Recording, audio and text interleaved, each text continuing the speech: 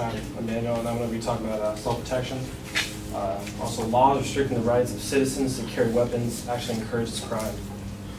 First, I'd like to talk about the city of Chicago has some of the strictest gun laws in the United States.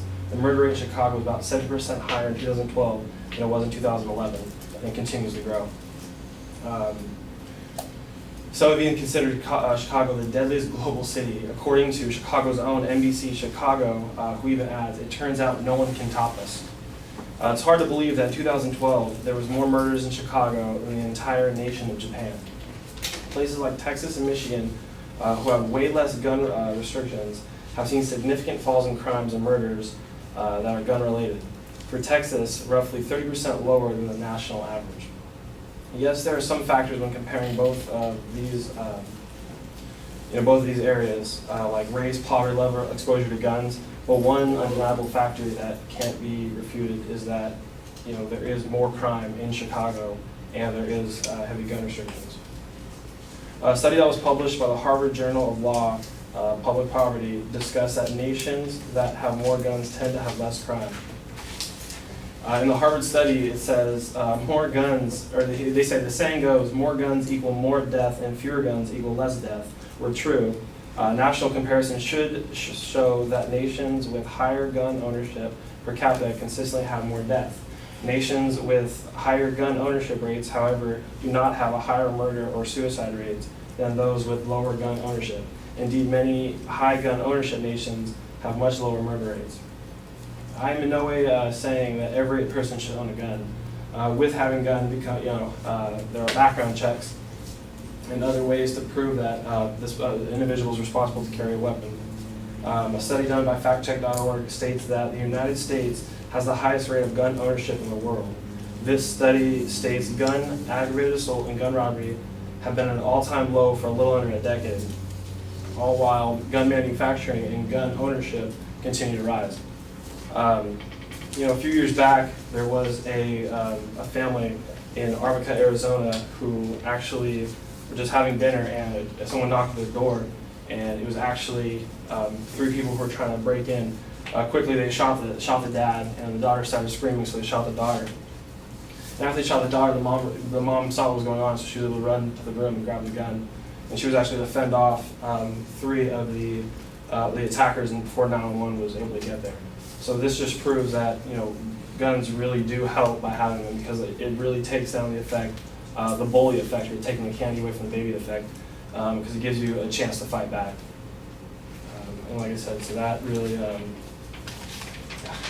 that laws restricting gun violence really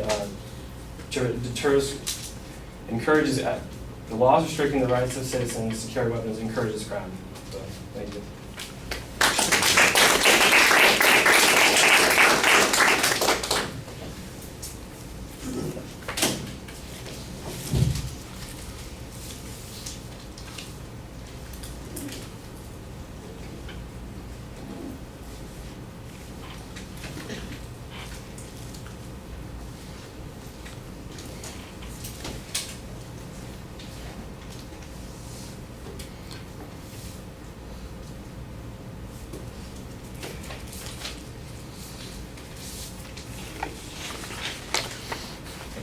All right, Daniel, I know what the general subject area is, and I know the position that you're taking, but your proposition needs to be a little bit clearer. At the beginning of the speech, you do cite it, but it's not clear that that's the proposition. If I'm listening closely, I could pick it out, and I think it needs to be more explicit than that. At the end, when you're summarizing the argument, it shouldn't be that hard to kind of get through, and you were kind of stumbling around trying to get to it, and I think that that's a little bit problematic.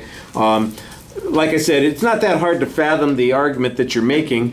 It would be helpful if there was a structure to follow. It appears that all of your information is basically randomly assigned, and there's some good information there. There's a study that you make a reference to. You've got some statistical information that you've got an example that you're using.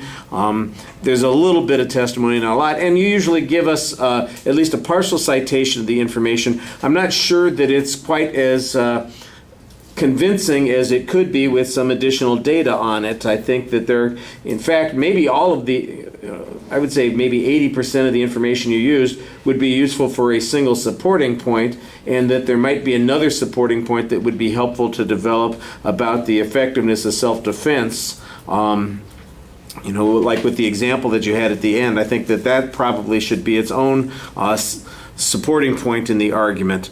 You did an okay job presenting. I mean, you're operating under a little bit of a handicap there, but you managed to get through it coherently. And like I said, I'm a little close, and you're a little bit struggling, trying to function completely, but it worked. All right, thank you.